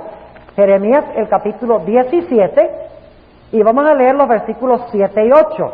Jeremías 17, el versículo 7 y 8. Nuevamente tenemos lo mismo. Bendito el varón que se fía en Jehová y cuya confianza es Jehová, porque él será como el árbol plantado junto a las aguas. Y estas aguas que se mencionan aquí no son las aguas saladas del mar, no son las muchedumbres que quieren ahogar al pueblo de Dios. Las aguas frescas, los manantiales frescos, representan la obra del Espíritu Santo. Cuando en Apocalipsis 17 dice las aguas sobre las cuales se sienta la ramera son las naciones, muchedumbres, gentes y pueblos, está hablando de un río, el río Éufrates, que se está desbordando y está tratando de inundar y destruir al pueblo de Dios que se encuentra habitando en la tierra. Pero aquí está hablando de las aguas frescas que mojan la tierra para que el árbol pueda crecer. Así no es con el Espíritu Santo. ¿El Espíritu Santo no nos ayuda a crecer espiritualmente? ¿Sí o no? Nacemos del Espíritu y luego ¿qué hace el Espíritu? Sigue regando nuestra vida para que podamos seguir creciendo. Dice entonces, porque él será como el árbol plantado junto a las aguas, que junto a la corriente echará sus raíces, y no verá cuando viniere el calor, sino que su hoja estará ¿qué? Verde, y en el año de sequía no se fatigará, ni dejará de hacer fruto. ¿Y cuál es el fruto que producen los que reciben el agua fresca? El fruto del Espíritu Santo. ¿Ven la relación entre el árbol, las aguas y el Espíritu Santo? Tres símbolos.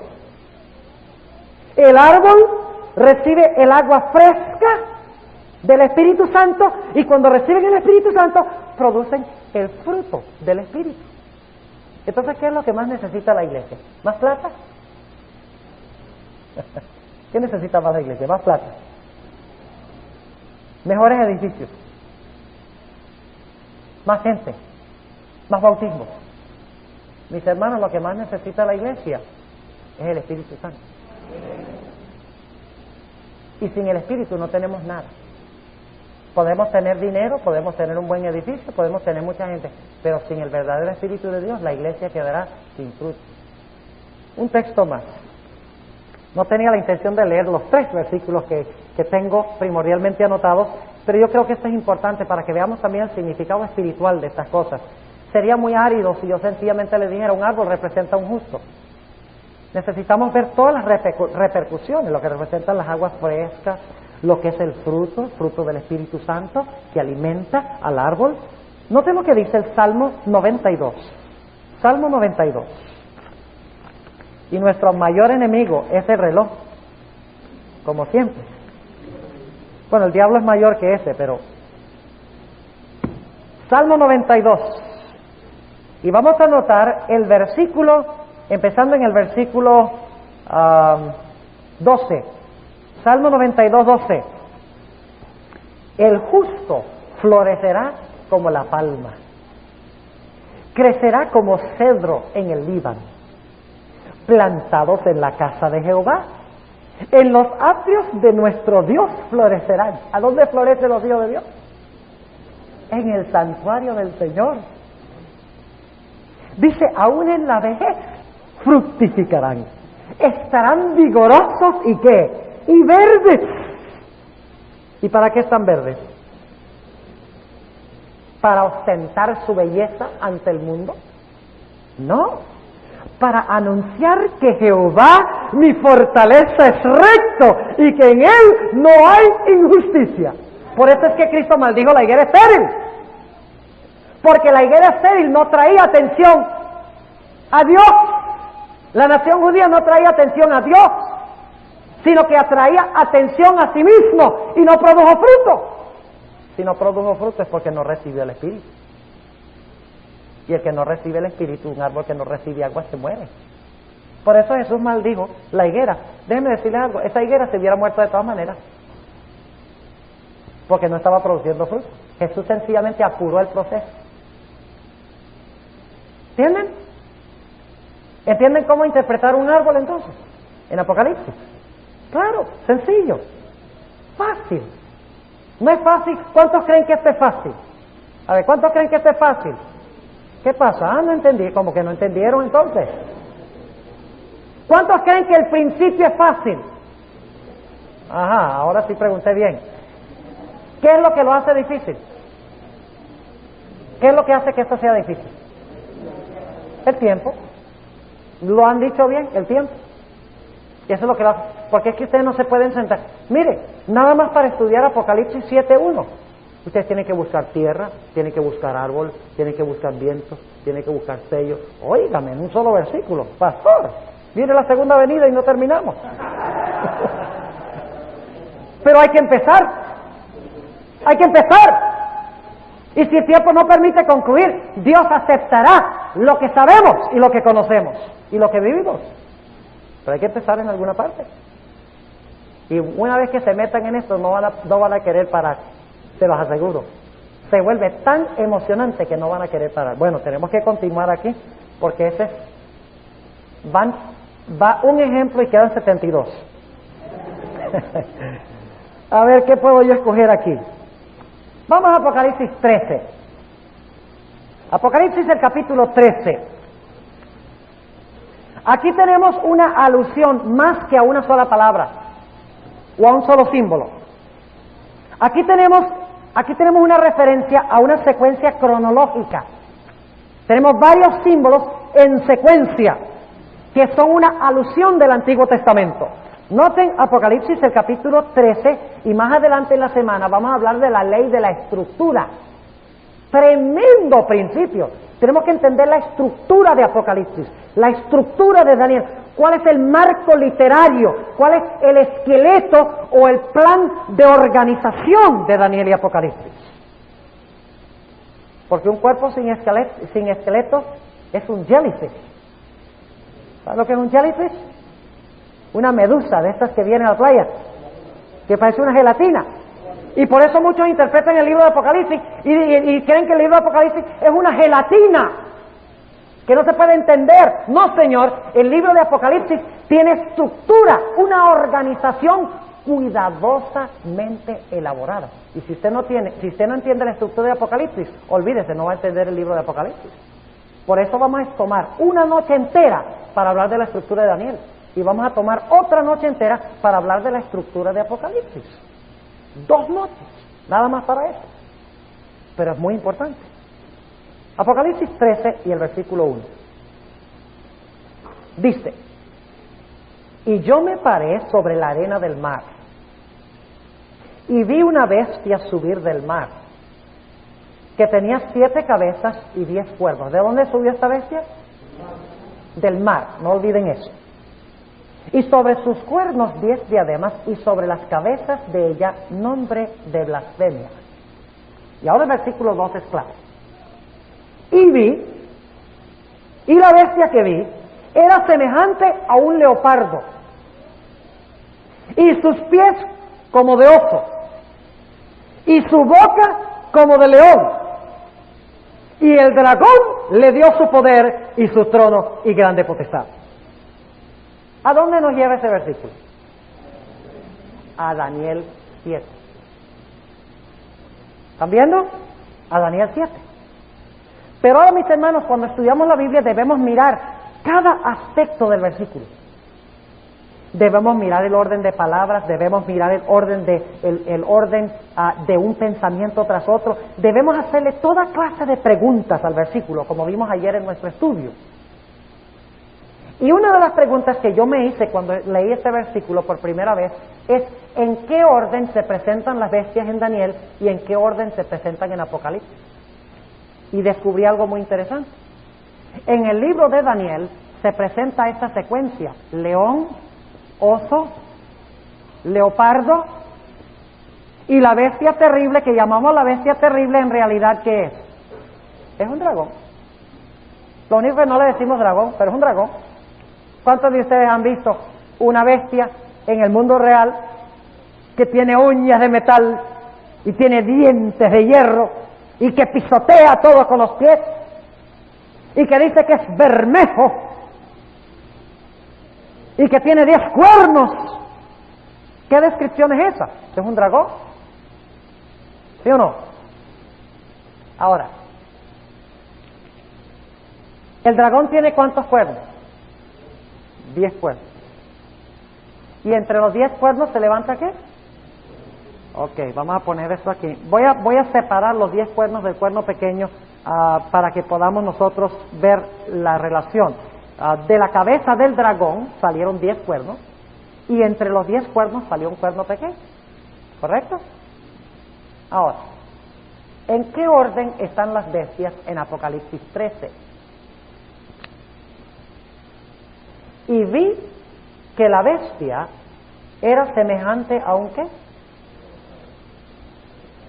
A un leopardo. ¿Qué bestia se menciona primero? Y luego dice que sus pies eran como ¿de qué? De oso. Y su boca era de león. ¿En qué orden se mencionan las bestias en Apocalipsis 13? En orden inverso. ¿Por qué? ¿Sí? Hagámosle la pregunta al texto. ¿Por qué? Ahora, ¿cuál era el poder que estaba gobernando en los días cuando Juan escribió Apocalipsis 13? ¿Y cuál animal en Daniel, el capítulo 7, representaba a Roma pagana? ¿Qué cosa? El dragón. ¿Y qué representa el dragón en Apocalipsis? Bueno, ¿no es el dragón el que se para al lado de la mujer para devorar a su hijo cuando nazca? ¿Qué imperio hizo eso? Roma imperial. En otras palabras, ¿cuál era el reino que estaba gobernando en los días de Juan? El dragón. Ahora podemos entender un punto muy importante, y es este. Mientras que Daniel está mirando la historia, ¿hacia qué? Hacia adelante, y ve león, oso, leopardo, dragón. Juan vive en la época del dragón y ve leopardo, oso, león, porque han pasado. ¿Me están siguiendo? Hay que leer con cuidado. Hay que hacerle preguntas al texto. Y ahora noten lo que tenemos aquí. ¿Este dragón de Apocalipsis 13 tiene 10 cuernos? ¿Sí o no? Claro que sí. Tiene 10 cuernos. Y entonces el dragón, ¿a quién le da su poder? A la bestia. O sea que el cuerno pequeño es lo mismo que ¿qué? Que la bestia. ¿Cuántos entendieron lo que les dije? ¿Entendieron? O sea, sabemos, sin ni siquiera haber leído Apocalipsis 13, de que la bestia y el cuerno pequeño son ¿qué? Son lo mismo. Y en la serie sobre Daniel 11, que son 18 cassettes de 90 minutos, elaboro este punto, no solo Apocalipsis 13, sino Daniel 11, Daniel 7, Daniel 2, Apocalipsis 17, todas las profecías coordinadas. La coordinación es excepcional, es increíble. Cómo compaginan todas las profecías de una forma extraordinaria. Entonces el cuerno pequeño es lo mismo que la bestia. Y luego vamos a Apocalipsis 13 y descubrimos que esto no es especulación, porque dice que la bestia hace varias cosas. Noten lo que dice Apocalipsis 13. Vamos a leerlo un momento. Versículo 5. Dice, le fue dado una boca que hablaba grandes cosas. En Daniel 7 eso hacía el cuerno pequeño, ¿sí o no? ¿Sí? Y le fue dado potencia de obrar 42 meses.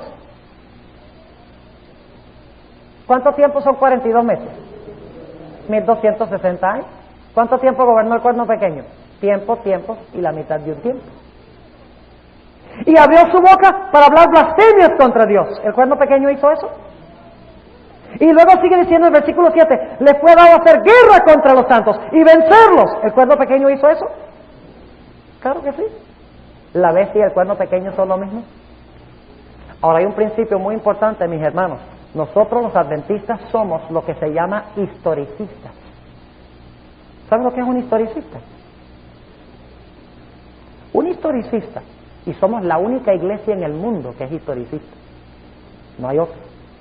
La iglesia adventista tiene dos características que no tiene ninguna otra iglesia en el mundo. Uno, nuestro sistema de interpretación profética historicista, y segundo, nuestra percepción profunda del santuario. Son las dos cosas que caracterizan y resaltan en la iglesia adventista, y los hace la iglesia diferente que todas las demás iglesias. Varias series de cassette, puede ser que algunos estén interesados en alguna serie de cassette. Como les mencioné, tengo una de tipología, tengo una serie de 9 sobre el espíritu de profecía, que está siendo muy atacado hoy en día, evidencias de por qué el espíritu de profecía podemos confiar absolutamente en lo que dice la sierva de Dios. Tengo una serie sobre los muertos y el infierno, completamente sobre ese tema. Tengo una serie sobre profecías, en el sentido de que trato sobre la ley dominical, el cierre de gracia, el tiempo de angustia, las plagas, la segunda venida, el milenio, y entonces la tierra nueva después del milenio. Pero la serie más trascendental y de más importancia ahora en la iglesia es la que acabé de presentar en Cleveland, Texas, porque allí hablé sobre la adoración, sobre celebración o adoración. El título de la semana de oración era celebración o adoración, y ahí presento los principios que distinguen verdadera adoración de falsa adoración. Se está tratando de meter en la iglesia adventista un neopentecostalismo, y nosotros tenemos que estar seguros dónde estamos parados, o si no, este asunto nos va a arrastrar a nosotros. Y cuando seamos arrastrados nos vamos a dar cuenta demasiado tarde, nos vamos a despertar demasiado tarde. Así que, perdón hermana. No, ya dije, está entrando a la iglesia adventista. Sí, este movimiento y necesitamos... ¿Saben cuál es el único problema? Atacando esto no se resuelve el problema. Nosotros hemos caído en el error de que atacando el error va a relucir la verdad. No es así. Yo no derroto las tinieblas peleando contra las tinieblas, ni hablando contra, ¡ay, qué oscuro está aquí! ¡Qué tinieblas tan terribles! Las tinieblas son malas. La mejor manera de derrotar las tinieblas es prendiendo la luz. Y hemos dicho, esa celebración, iglesia de celebración en California, iglesia de celebración en Oregón, mire cómo anda la iglesia, mire esto, lo otro.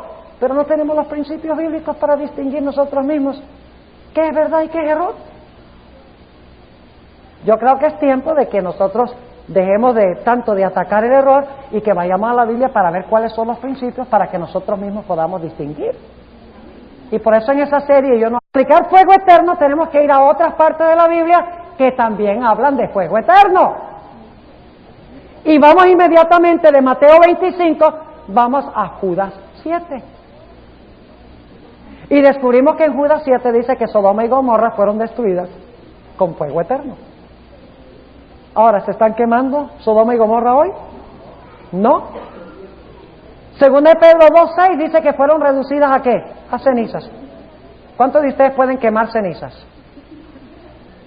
¿Cuántos pueden prenderle fuego a las cenizas? A ver.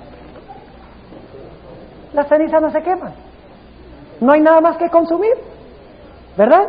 Ahora, si Sodoma y Gomorra fueron reducidas a cenizas y fueron quemadas con fuego eterno, debe haber una definición diferente de lo que es fuego eterno. ¿Correcto? Ahora, ¿qué es eso de fuego eterno? Es muy sencillo entenderlo. El fuego es eterno en el resultado que produce.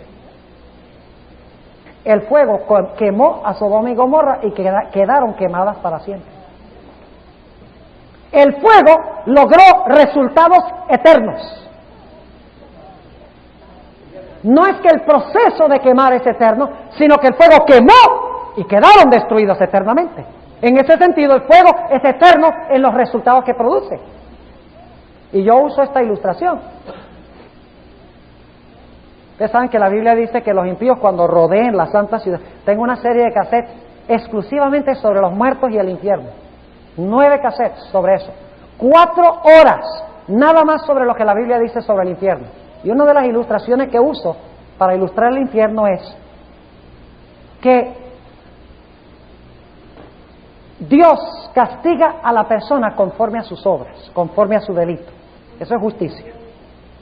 ¿Qué pensarían ustedes si viniera un juez, trajeran a un individuo que mató a otro y traen a otro individuo que se pasó por una luz en rojo, se comió el semáforo, y el juez se sienta y dice, los condeno a los dos a la silla eléctrica? ¿Qué les parece? No es justo, ¿verdad? Porque el delito es menos grave de parte de uno que el otro. Pero lo que están diciendo las iglesias es que Dios va a castigar a Hitler, que mató a 6 millones de judíos, con el mismo castigo que a alguien que es eterno.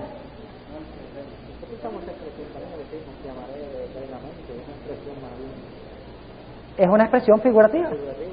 Y la palabra eterno se usa mucho en la Biblia para hablar de tiempo largo, indefinido, pero que tiene terminación. ¿Ok? Ahora, teníamos otra mano levantada por aquí. Sí, hermano.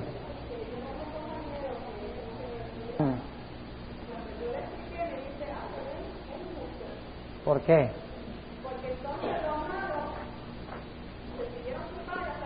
Ajá.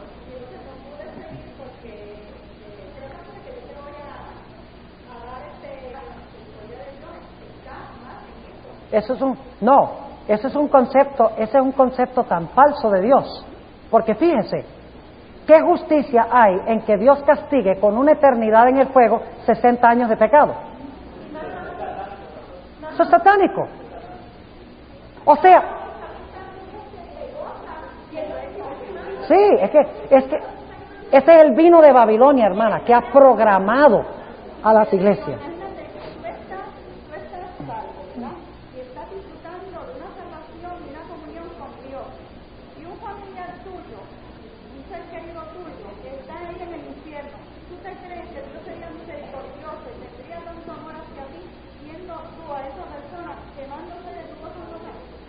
Sí, y sin embargo hay algunos pastores que dicen que el excesivo tormento y sufrimiento de los impíos va a ser el gozo del cielo aún mayor.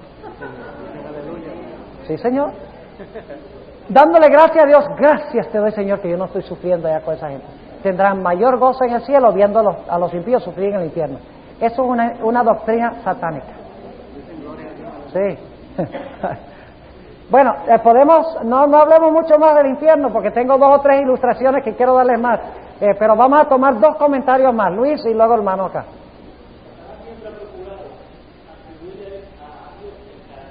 Correcto. Y ese es el carácter de él. Da la impresión de que Dios es sanguinario, de que Dios es un tirano, vengativo, que quiere vengarse del hombre. Y al menos que se vengue por la eternidad, entonces Dios no es justo. Pero más bien, en el hecho de decir que Dios se venga por la eternidad, demuestra que es injusto. Al contrario. ¿Quién era que que no aceptó a Cristo, pero que no le hizo daño a nadie, lo va a castigar igual en el mismo infierno eterno. No hay justicia. ¿Perdón?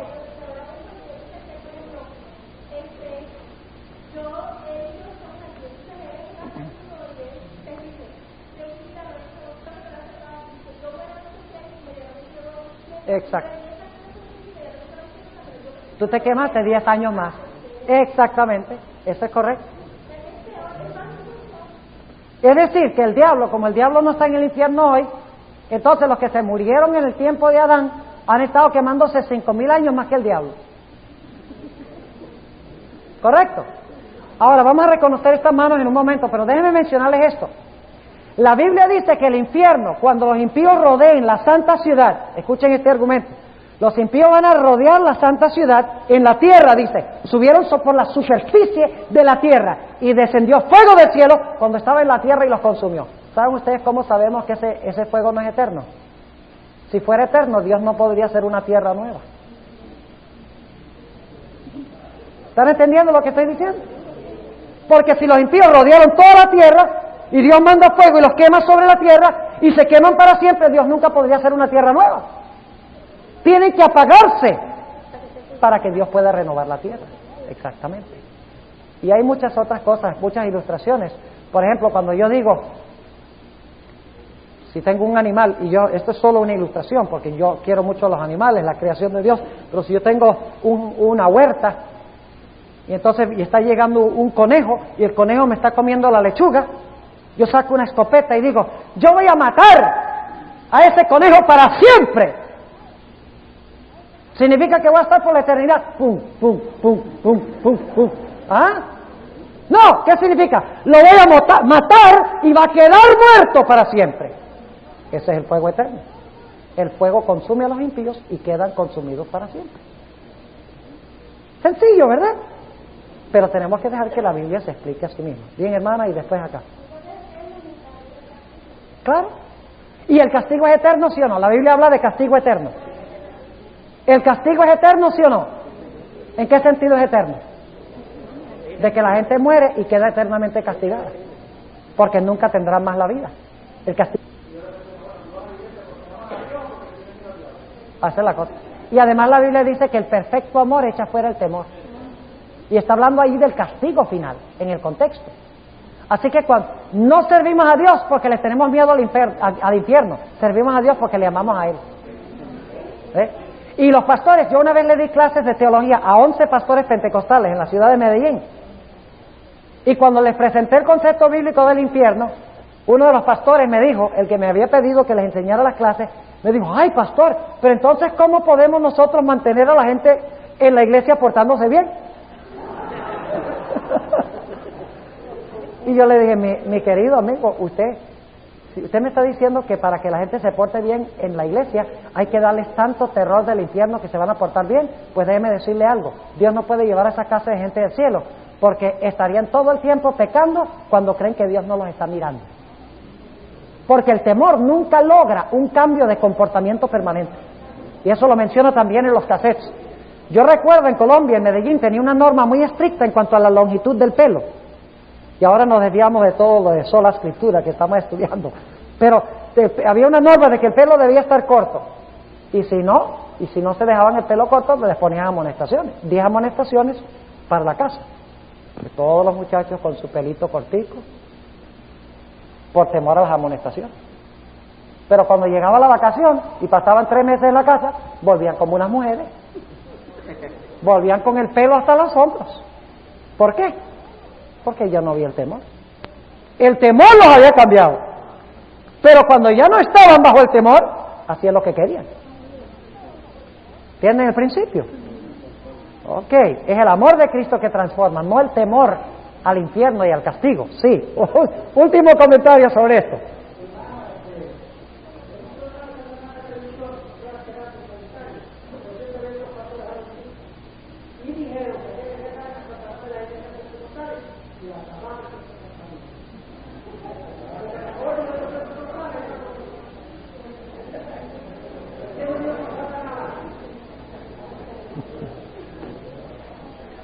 Si usted, mire, yo les voy a decir algo, hermanos.